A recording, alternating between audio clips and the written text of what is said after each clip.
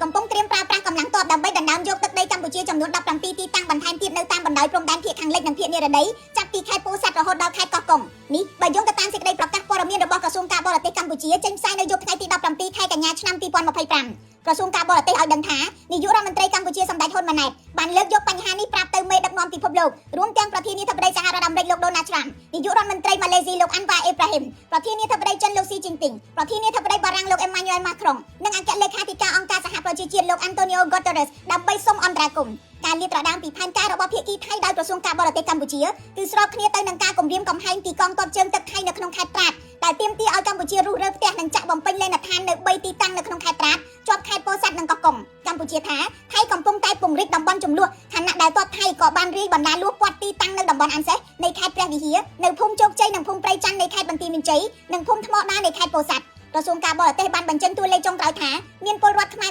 25គ្រួសារនៅភូមិជោគជ័យនិងភូមិព្រៃច័ន្ទត្រូវទ័ពថៃរារាំងមិនឲ្យចូលផ្ទះនិងដីស្រែចម្ការរបស់ពួកគេហើយទ័ពថៃកំពុងគំរាមឲ្យកម្ពុជាផ្លាស់ប្ដូរទីលំនៅប្រជាជនខ្មែររាប់រយគ្រួសារទៀតមុនពេលថៃចាត់វិធានការបណ្តេញចេញនាយករដ្ឋមន្ត្រីកម្ពុជាបានប្រាប់ទៅមេដឹកនាំពិភពលោកតាមរយៈលិខិតថាសកម្មភាពរបស់យោធាថៃកំពុងរំលោភមកលើដែនអធិបតេយ្យភាពរបស់កម្ពុជានិងបំពានច្បាប់អន្តរជាតិ